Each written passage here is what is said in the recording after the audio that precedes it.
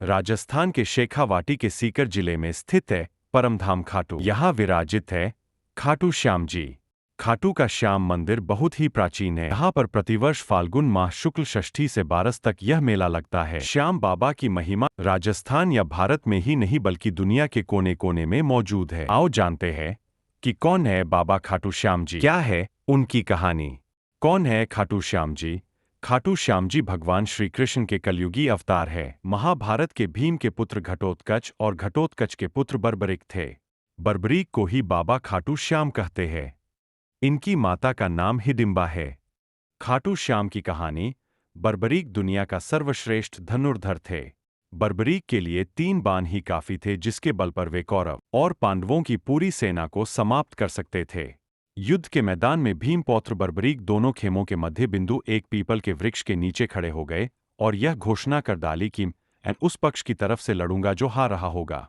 बर्बरीक की इस घोषणा से कृष्ण चिंतित हो गए।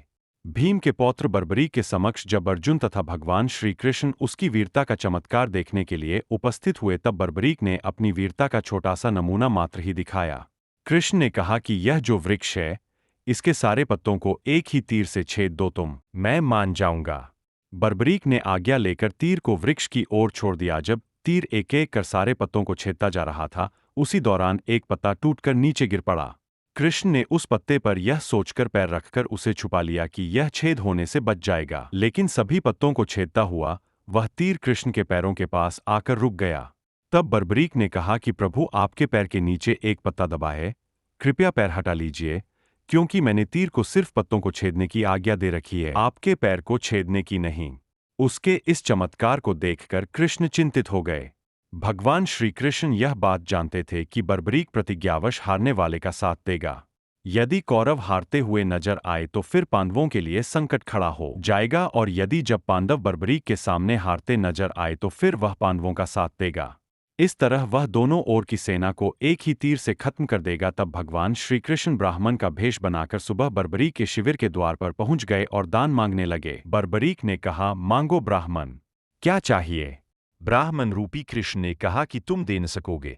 लेकिन बर्बरीक कृष्ण के जाल में फंस गए और कृष्ण ने उससे उसका शीश मांग लिया। बर्बरीक द्वारा अपने पितामह पांडवों की विजय हेतु स्वेच्छा के साथ शीश दान कर दिया गया।